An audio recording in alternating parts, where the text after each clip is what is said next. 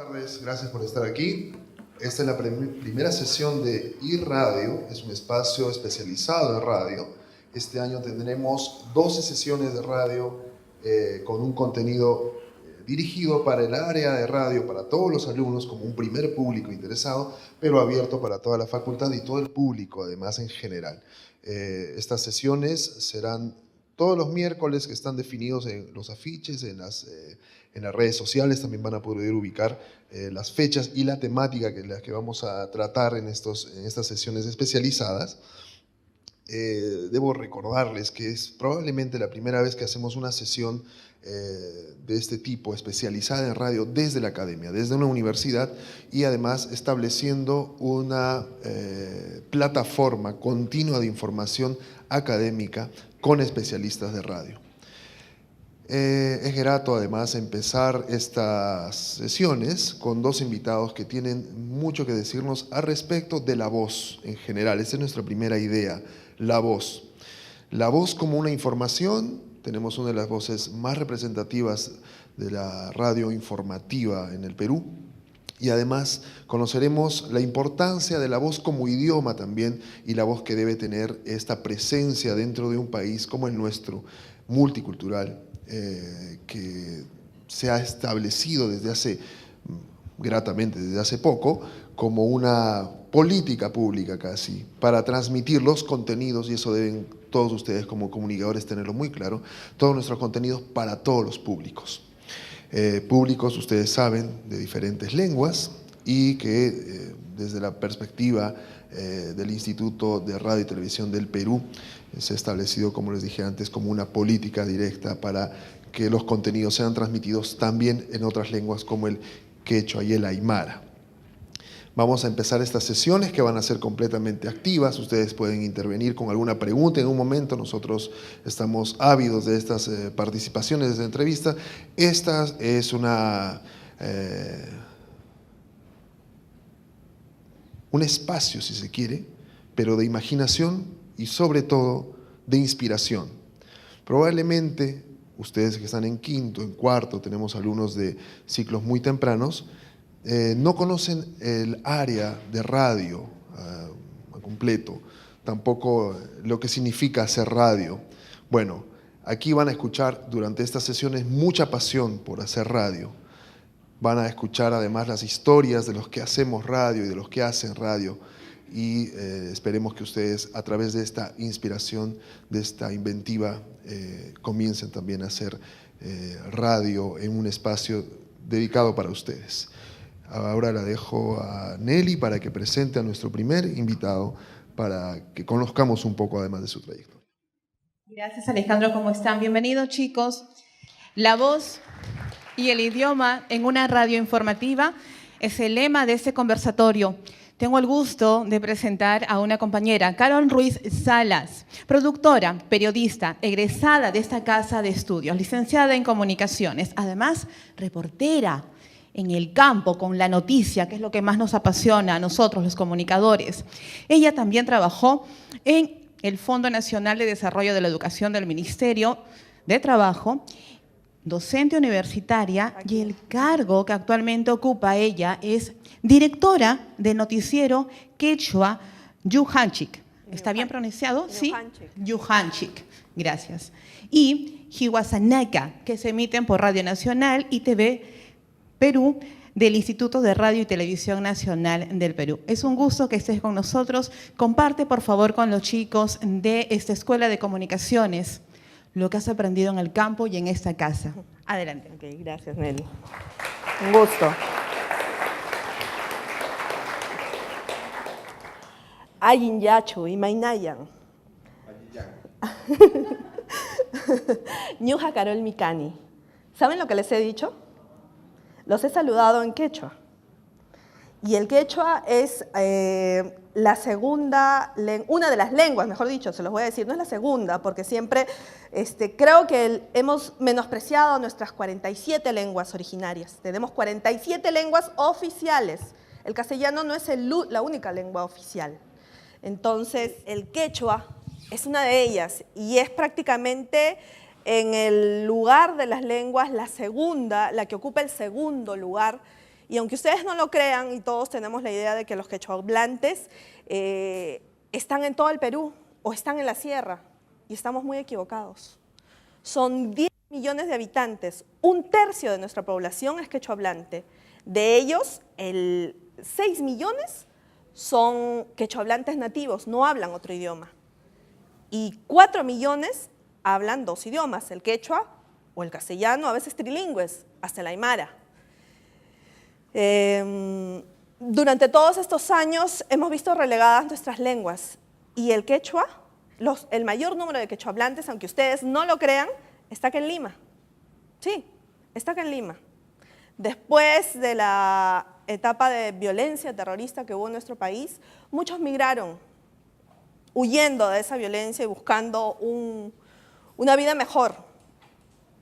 Y parte de eso es que sus descendientes nacieron y crecieron aquí, pero con la idea de que no debían aprender el quechua, de que debían avergonzarse de él. Y lo mismo pasó con aymaras, lo mismo pasado con ashánicas, con huevohums, que deben avergonzarse porque supuestamente son lenguas que te discriminan, marginales, que significan pobreza, que significan atraso. Han sido largos años en los cuales esas voces no han sido escuchadas. Si bien en el interior del país muchas de las radios han desarrollado programas, digamos, dirigidos hacia nuestras lenguas originarias, nunca se había pensado o nunca se había hecho, salvo en la época del gobierno de Velasco Alvarado, ustedes todavía ni siquiera estaban en proyecto. En el gobierno militar hubo un intento. Desde entonces, estamos hablando de los 70, desde entonces nunca nadie pensó en todas estas poblaciones que no tenían acceso a la información en su propio idioma, algo tan sencillo y tan importante para entender desde el enfoque de cómo ellos ven la vida, pero cómo tienen derecho a conocer lo que pasa en el país donde viven y bajo su propia lengua. Muchos de ellos hablan el castellano, pero no lo entienden. Otros no tienen la oportunidad o el bagaje del vocabulario para poder entender lo que se les está transmitiendo. La radio, en primer lugar, permitió eso. Es uno de los medios, digamos, que más alcance tiene, y ustedes lo saben, o lo van a aprender ahora que van a comenzar a llevar algunos el curso de radio, y acá Hugo se los va a contar mucho mejor que yo, porque él tiene más años que yo en esto. Pero la radio llega a los rincones donde ustedes ni siquiera se imaginan. Algunos de ustedes van a salir de aquí, querrán ser periodistas, querrán ser investigadores, la rama que ustedes elijan, o simplemente cuando vayan de viaje a algún lugar del Perú profundo. Y las poblaciones, aún aquí en las zonas de la periferia de Lima, lo primero que escuchan es la radio. Lo que llega mucho mejor es la radio. Después viene la televisión. Suerte hemos tenido, y modestia aparte, en este caso, IRTP con Radio Nacional y TV Perú, haciendo obviamente un espacio de RPP que lo tiene ganado, pero somos el mayor medio de comunicación nacional con un gran alcance, casi el 90% del territorio nacional. Eso nos permite hoy llegar a mucha gente, a muchas poblaciones, y por ende llevar la información o llevarle también ese mundo que no conocen hacia aquellas poblaciones que nunca tuvieron la posibilidad de tener un noticiero en su idioma. Cuando comenzó este proyecto especial, yo les hablo, y cuando yo llegué para la etapa de televisión. Sin embargo, ya había comenzado en radio lo que es ñujanchik. Ñujanchik, ¿saben lo que significa ñujanchik? ¿Por qué se llama así? Ojihuasanaka, que es en aymara. Es la palabra que se denomina a la persona, a las personas en general, a nosotros. En el quechua es el nosotros, pero el nosotros todos, que nos incluye a todos, porque hay dos tipos de nosotros en el quechua. Somos todos, nos incluimos, nos unimos. Por eso se tomó ese nombre. Y cuando comenzó este proyecto, si bien comenzó como un espacio o como un bloque en Radio Nacional, tímidamente, porque todavía había cierta resistencia a lo que es trabajar en lenguas originarias. Y hasta creo, en algunos casos, un poco de temor. Sin embargo, la experiencia motivó a que se creara un proyecto un poco más grande, un poco más ambicioso, diría yo, y creo que es esa ventanita que necesitábamos para que no solo nos permita informar a la población, educarla y reeducarla en su idioma, sino que también para hacerla sentir que tienen una identidad, esa identidad que por años no han tratado de ocultarla o de aceptarla. Más adelante les voy a contar cómo ha sido ese cambio en la población y cuán importante fue nuestra responsabilidad como comunicadores desde la radio y la televisión en ambos programas, y ahora en la radio también deben haber escuchado que hay un programa, un magazine, ese no es noticiero, un magazine en Asháninka que se llama Ashí Añane. Creo que es difícil pensar en algún momento, yo no sé si alguno de ustedes ha visto los noticieros o los ha escuchado en Radio Nacional. Son muy tempranos, sí, pero no sé si alguno ha logrado verlo en diferido, por Facebook, se transmite en vivo, ninguno. ¿Sabían que existía? Sí. ¿Y alguno de ustedes, por esas cosas de la vida, y con total sinceridad, sin tener la vergüenza y más bien orgullo, ha pensado o pensó en algún momento estudiar quechua? ¿Sí? ¿Aymara o...? ¿Sí? Les cuento una experiencia mía. Yo tengo 20 años en el periodismo, yo egresé de acá, y mi primer trabajo fue en ATV Noticias. Comencé como practicante. En esas épocas de practicante eran muy distintas a las de ahora, en unas condiciones diferentes a las que hoy tienen mucho más privilegios, pero con las ganas de trabajar. En una etapa movida como la de este momento, en el cual el gobierno de Alberto Fujimori estaba cuestionado o comenzaba a cuestionarse, y yo tenía la oportunidad de salir al campo y hacer notas en el campo, no solo al campo laboral, me refiero a ir al Perú profundo. Y una de las cosas que me limitaba a lo largo de esos años, porque después fui reportera de investigación y de dominicales, una de las cosas que yo tenía como limitante para poder hacer primero mi trabajo como reportera y poder conseguir información que pudiera apoyarme en mi trabajo como reportera de dominical, fue que iba a zonas donde hablaban quechua y yo no podía comunicarme. Más de una vez me mandaron a comisiones bastante complicadas y eran zonas en donde sí hablaban quechua. Muchas veces el quechua hablante por vergüenza no quería hablarte. Otras, cuando no quería darte información, simplemente decía que no sabía el castellano pese a que lo entendía. Pero cuando uno siquiera se acerca con el saludo, el rostro de estas personas, de estos peruanos, de estos hermanos nuestros, cambiaba completamente y se iluminaba. Y no les estoy, como hablamos en nuestra jerga juvenil, ustedes más que yo, no es floro, es cierto. Y pruébenlo cuando conozcan a un quechua hablante que prefiere no hablar, pero simplemente salúdenlo. ¿Por qué? Porque te estabas acercando a él, porque para él siente que es importante. Para ti es importante. No es uno más en las estadísticas, ni uno más dentro de las poblaciones que nosotros podemos llamar del Perú profundo. Eso fue lo que me motivó a mí a querer estudiar quechua. No solo porque requería información, sino porque quería entenderlos y porque quería entender muchas otras cosas. No solo se trata de saber el idioma y de entenderlos, sino de entender su cosmovisión, la forma de ver la vida.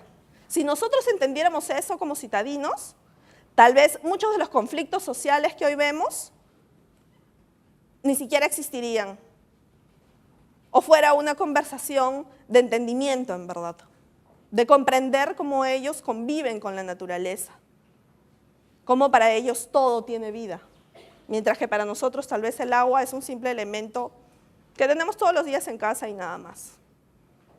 Fue eso lo que me motivó a estudiar sin imaginarme que años más tarde, les estoy hablando más o menos unos 8 o 9 años después, casi 10, se concretara un proyecto de este tipo que creo nadie hubiera imaginado que fuera posible. Y creo que es una deuda que tuvo el IRTP, el canal y la radio del Estado con todos nuestros hermanos quechohablantes, aymarhablantes, y ojalá pudiéramos abrir más el abanico. Cuando uno trabaja este tipo de programas, sobre todo les decía en radio, el programa que nosotros hacemos tanto en Ñujanchik como Hiwasanaca se transmite por las dos señales, radio y televisión. Pero uno debe pensar y, como les decía, ponerse en el lugar de ellos y transmitir primero la información que es de su interés. ¿Alguno de ustedes sabe qué temas les interesan a los quechohablantes, aún viviendo acá en Lima? ¿Alguien me puede decir? Sin temor. ¿Tienen idea? Ya, hablemos un poco, ¿quieres decir folclore, costumbres, tradiciones? Ya. ¿Otro tema?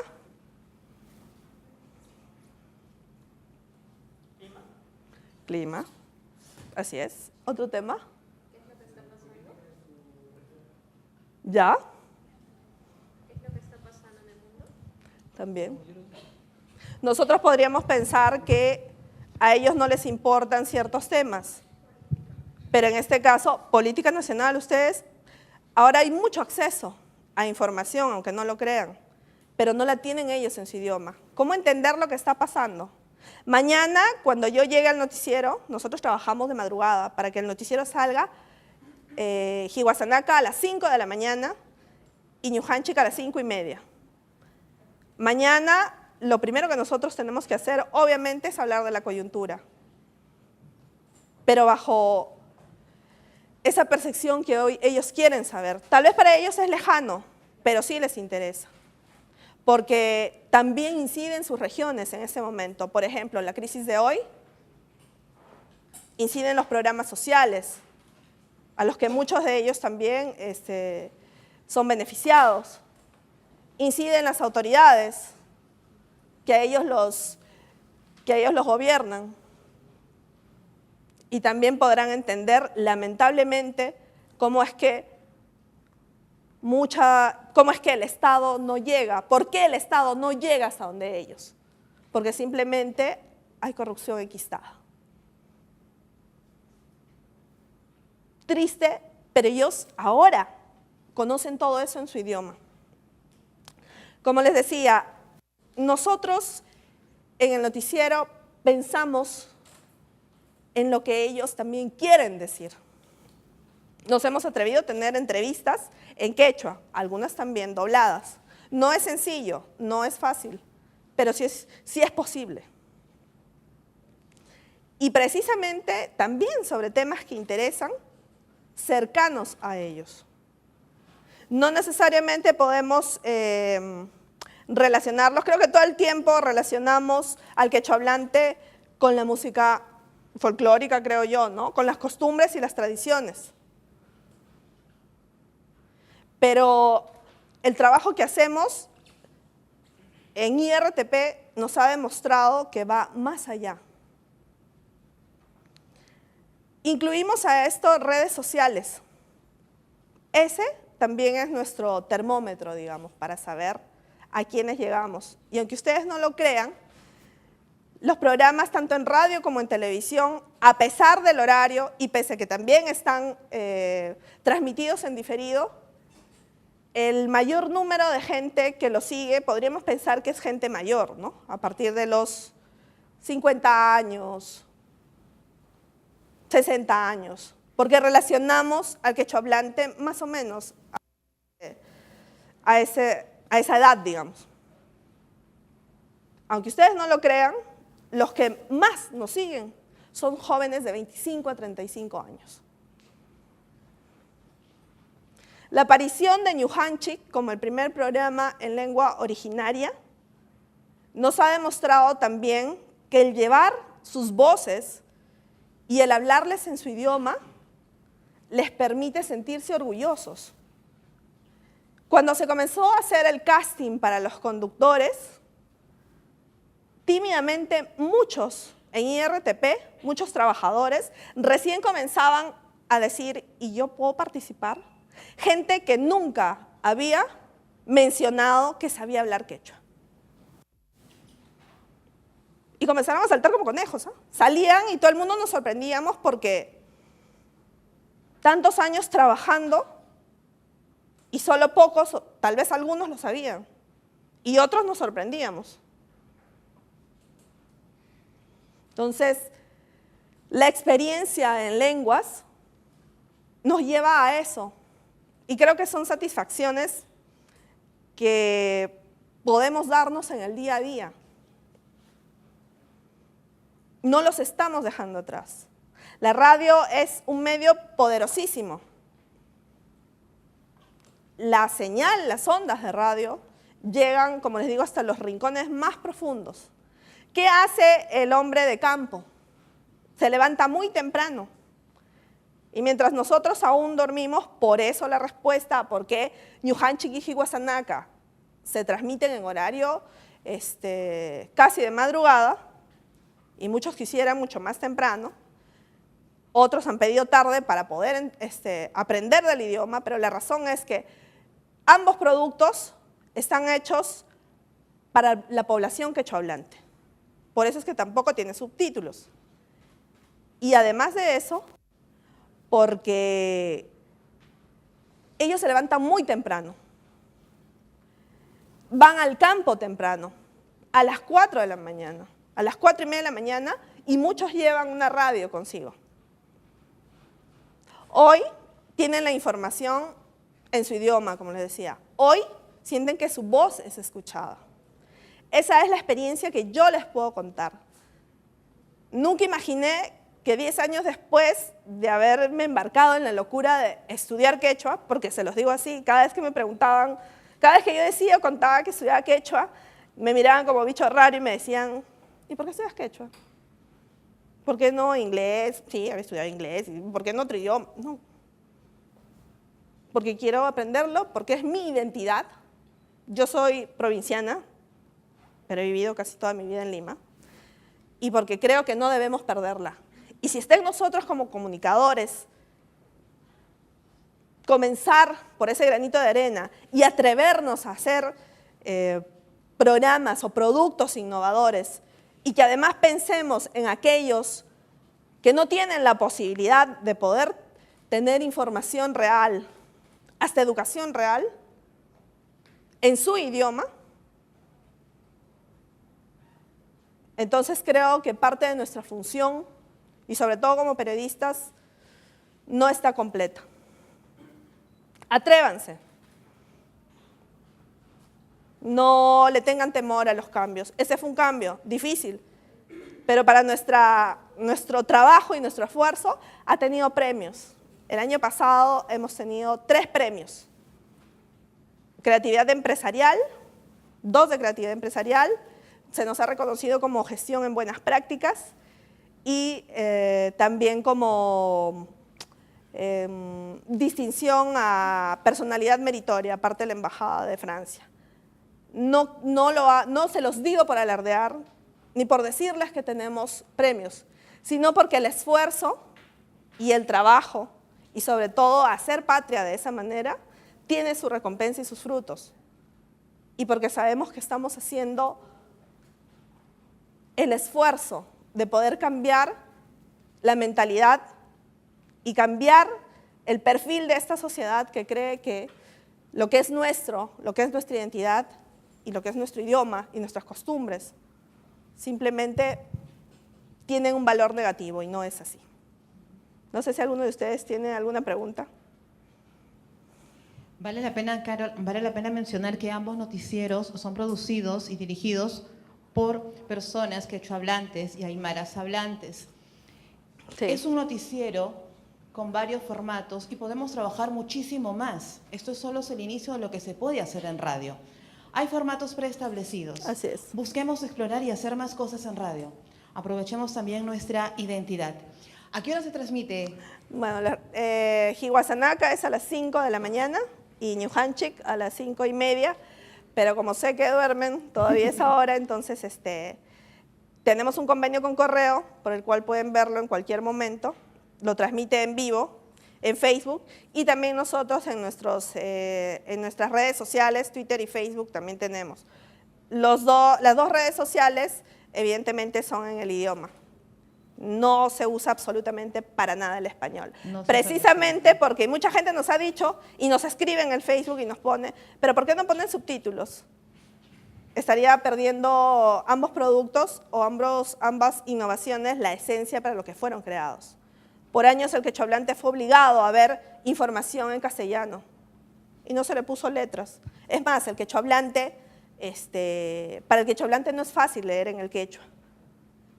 Entonces, es más, recién ahora hay todo un plan de educación diseñado por el Ministerio de Educación desde el anterior gobierno que prioriza la educación intercultural bilingüe, recién ahora en su idioma, ¿no? Entonces, perdería la esencia, ¿no?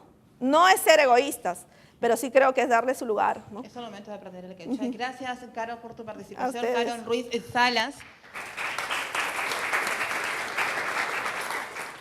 Muy bien, muy buenas tardes con todos. Seguimos con el conversatorio, la voz y el idioma en una radio informativa. Bueno, como muchos saben y han podido aprender en algunas de sus clases, la radio está compuesta por tres grandes géneros, que es el género dramático, donde de repente habrán escuchado alguna radionovela que los ha impactado. Está el género musical, ¿no? Que siempre nos atrae, que son los diferentes DJs y DJ que conocemos. Y está el periodismo informativo, donde son las noticias que nos llegan de último momento, nos amplían la información. Pues para el periodismo informativo en este país hay una institución. Es tan familiar que después de nuestras familias yo podría atreverme a decir que es la voz que nos regresa otra vez a la tierra cuando estamos lejos.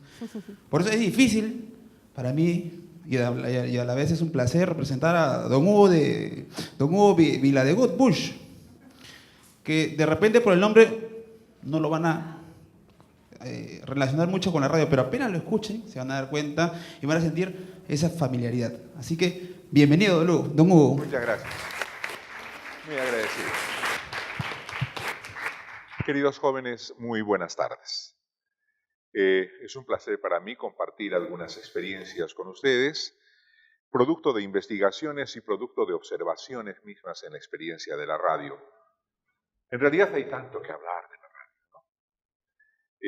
Definirla, dejarse seducir por la radio, dejarse llevar por la radio a través de las ondas. La radio en realidad es un medio muy popular. Hasta hace más o menos 5 años se decía que el 94% de los peruanos tenía un radio, por lo menos una radio en casa.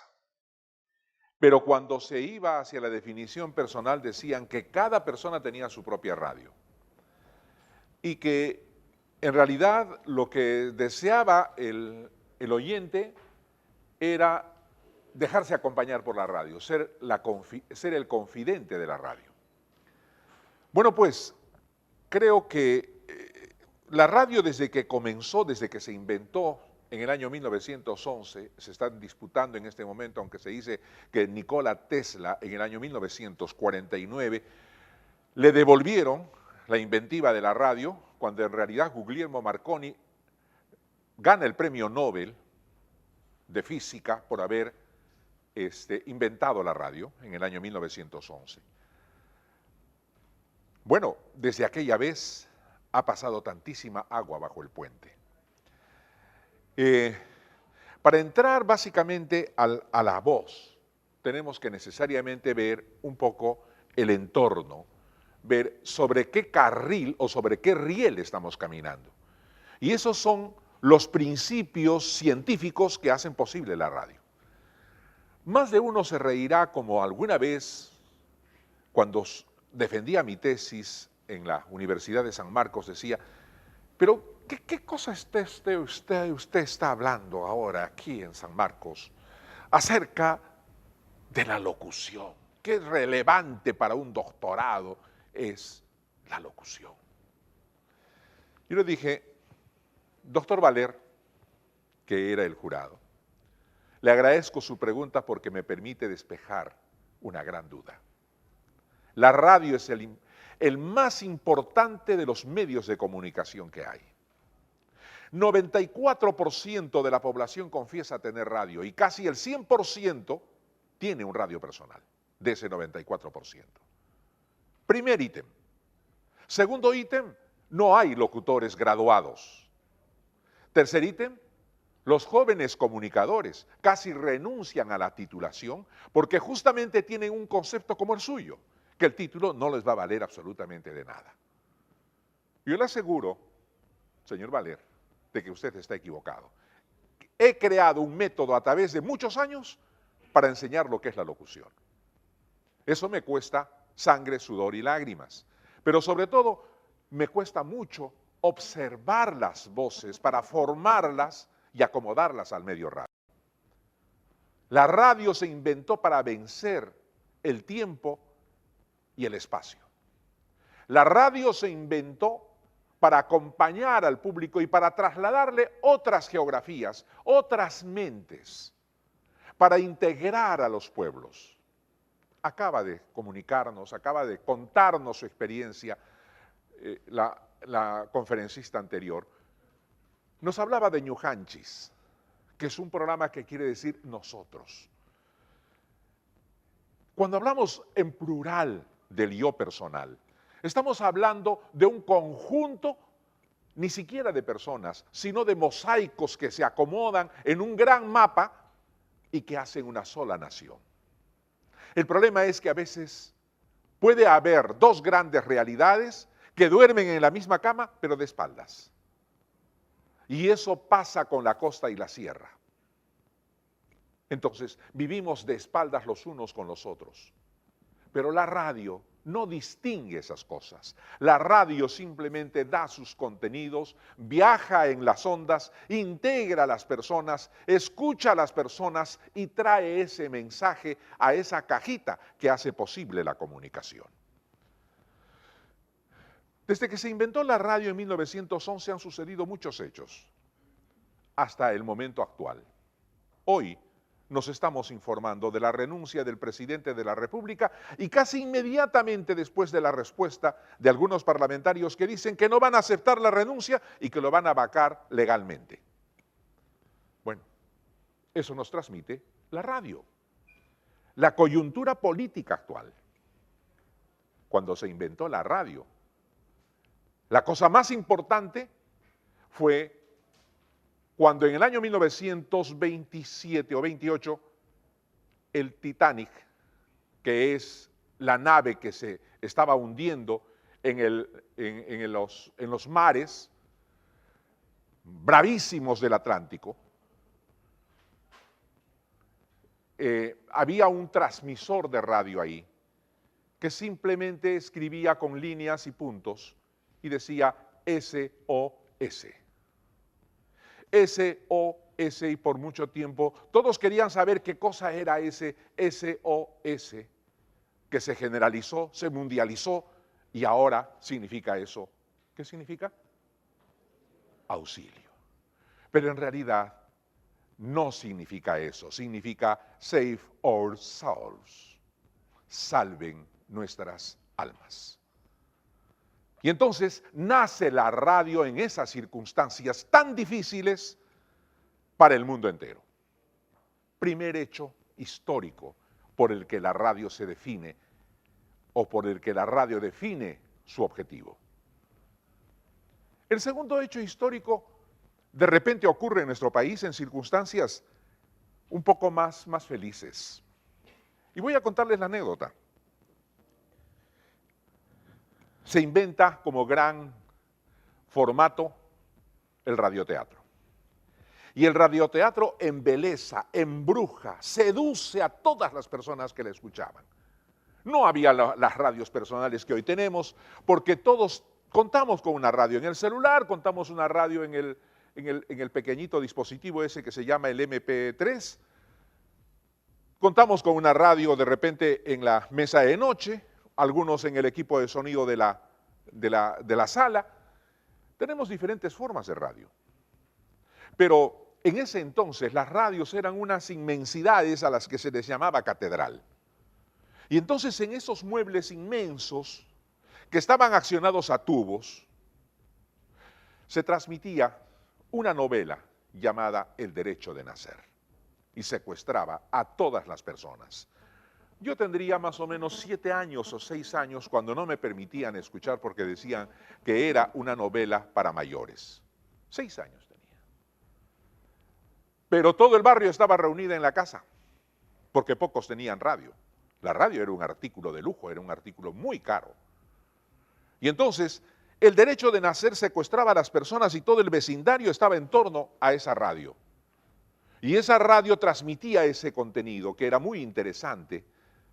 Los hacía reír, los hacía llorar, los ponía al borde del asiento y en realidad traía un contenido riquísimo porque trasladaba una escena a otra. Lo más difícil en el radioteatro es manejar los planos.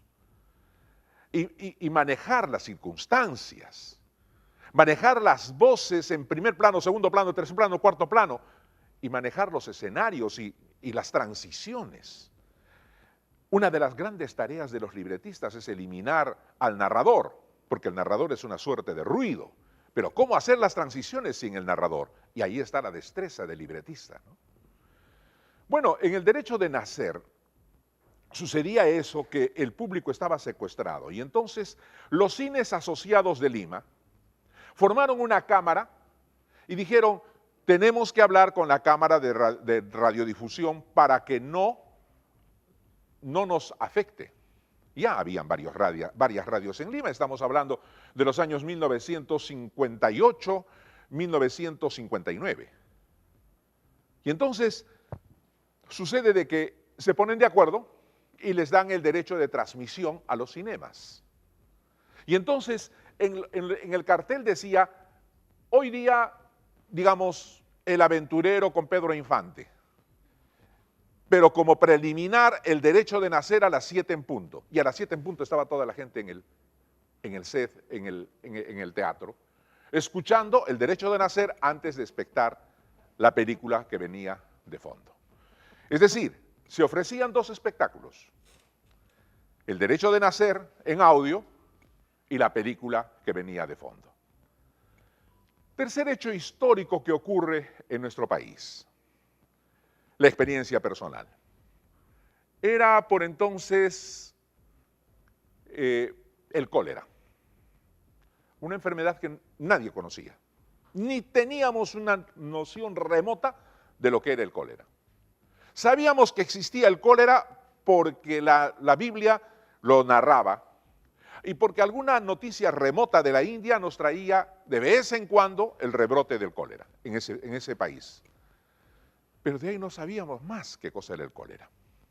Pero una mañana de domingo, en que yo estaba trabajando en la radio, de repente el corresponsal, un señor Sabino, no me acuerdo el apellido, pero contaba desde Chimbote que se habían enfermado 50 personas en el hospital principal del Minsa en Chimbote y que habían llegado y habían prácticamente abarrotado todo el hospital. El hospital Almanzora Aguinaga, que es de la Seguridad Social, empezaba a recibir más y más enfermos porque a los 50 que había en el hospital del Minsa, a Almanzora Aguinaga habían llegado ya como 100. Y la gente seguía llegando con más y más enfermos. Ya no sabían qué hacer. Porque no sabían cómo combatir mientras arrojaban, mientras tenían diarreas intensas, la gente se estaba deshidratando, no sabían exactamente qué hacer, no había tanto suero para poder atender a tantas personas. En la radio nosotros íbamos narrando las cosas como estaban, el productor llamó a un médico, luego llamó a un parlamentario que era médico, llamó a otro parlamentario, un señor Santamaría de Trujillo, llamó a otro y se hizo una junta médica en la radio. A los 3 días de aquel suceso se determinó que era el cólera. Pero la radio convocó a todas las fuerzas para poder solidarizarse con lo que era el cólera. Una enfermedad totalmente desconocida. Y es una historia muy larga. Lo único que estoy haciendo es anudar las historias para decirles lo importante que es la radio en circunstancias difíciles y en circunstancias fáciles y felices. La radio, en definitiva, es nuestro espejo, es nuestra integración, es información, es entretenimiento. Transmite momentos muy felices, pero transmite también momentos de esperanza.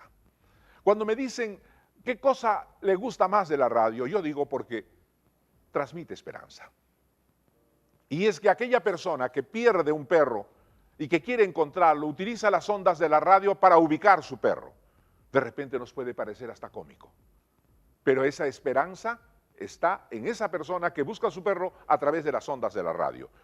Un niño que se pierde, que se extravía, o una persona adulta que pierde la memoria y pierde la noción y se extravía.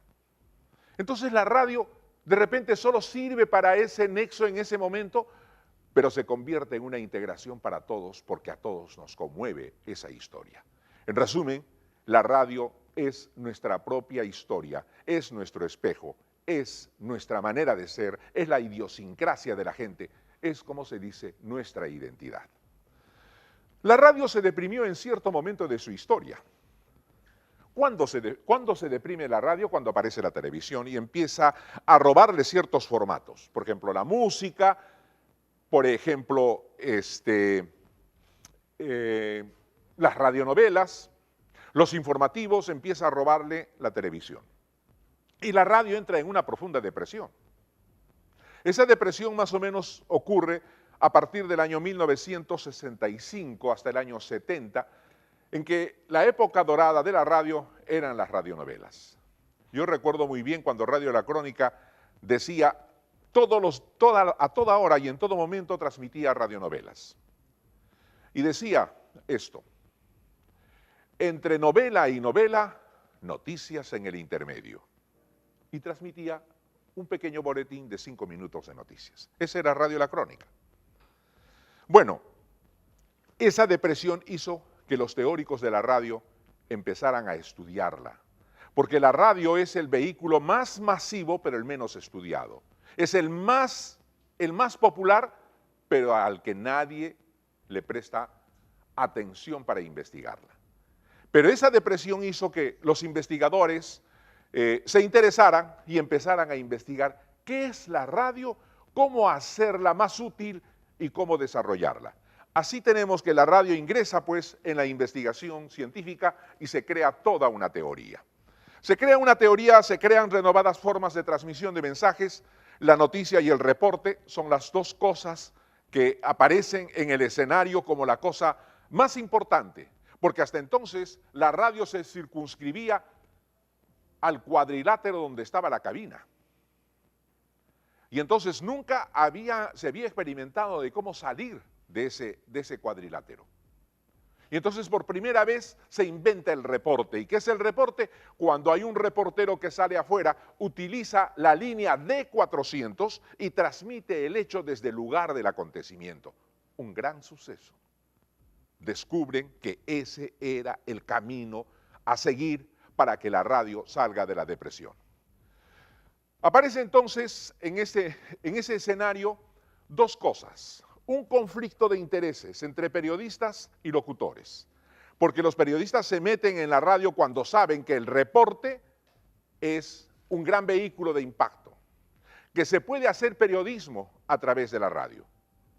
Y entonces los periodistas dicen, nosotros vamos a transmitir la verdad porque la verdad es lo único que le interesa al pueblo. Y los locutores decían, no solamente es la verdad, también es la belleza. Necesitamos transmitir poesía y música.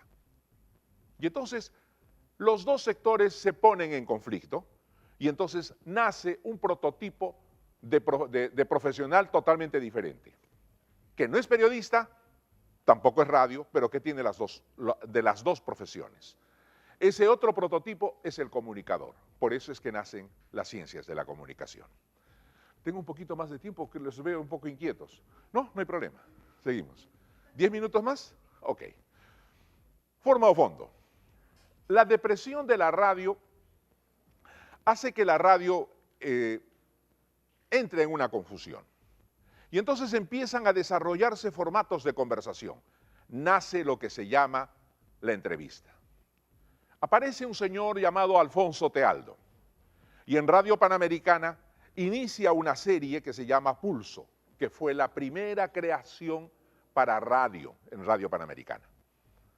Entonces, ¿qué hacía Tealdo? Tealdo dice que preguntaba y respondía. Y entonces se crean los primeros formatos hablados. Quiero decir, las primeras entrevistas. Y estas entrevistas deben haber sido muy interesantes porque inmediatamente Genaro Delgado Parker coge la idea y pone en el bloque Perú, que se transmitía los días sábados, un programa pequeño, antes de que se invente Pulso para televisión, Alfonso Tealdo Pregunta. Ahí se ventilan muchísimos casos. Uno de los casos más sonados fue el de Eugenia Cesarego y Luis Banquero Rossi, el crimen del siglo que decían, ¿no? Y hubo muchos otros casos y Alfonso Tealdo era un periodista de investigación de primera línea, pero al mismo tiempo no tenía pues todas las facilidades. Él al empezar en la radio tenía muchas limitaciones, pero desarrolló esa técnica que inmediatamente, de repente, no fue copiada, sino fue mejor desarrollada por Hildebrand. Y Hildebrand inicia ese formato que hoy conocemos como el formato entrevista, que difiere mucho del formato reporte. Sigamos. Entendemos que la radio tiene generalidades y es importante darnos cuenta de esta radiografía que tenemos enfrente. Aquí, por ejemplo, tenemos el problema, el objetivo, el usuario, el segmento, el formato y el libreto. Este es el proceso por el que podemos decir es la radiografía de un contenido de radio. ¿Qué cosa es el problema? La dificultad que encontramos. ¿Qué cosa es el objetivo? En base a esa dificultad vamos a buscar una forma de análisis, de información o de comparación. ¿Qué es el usuario? El destinatario para quien desarrollamos ese contenido. ¿Qué es el segmento? Es el público específico al que nos estamos refiriendo. Cuando la anterior conferencista hablaba, nuestros oyentes inicialmente fueron mayores de 50 años y luego son de 25 años. Estamos hablando de bloques segmentarios, o sea, de segmentos, ¿no? De 15 a 30 años, de 30 a 50, de 50 a 70 y de 70 más. Son bloques. Entonces, esos bloques son los segmentos a los que nos referimos. Y luego viene el formato. El formato hablado de la radio es muy disperso, es diverso. Depende mucho de qué presupuesto manejas y qué tiempo tienes y a quién te diriges. El contenido, el formato por excelencia de la radio, ¿cuál crees que es? Está en primer ciclo recién. Tú dime, a ver. ¿Cuál es el formato por excelencia en la radio? ¿Alguien me puede decir? No. El formato por excelencia de la radio es el radioteatro. Pero es el más caro. Pero es el que más fácil llega y en el que más podemos confiar porque vamos a llegar a todos y el contenido se va a entender. La intervención de personajes, de planos y de escenarios. ¿Cuál es el formato más fácil de la radio? El que más está a mano. ¿Ah? No te entiendo. No.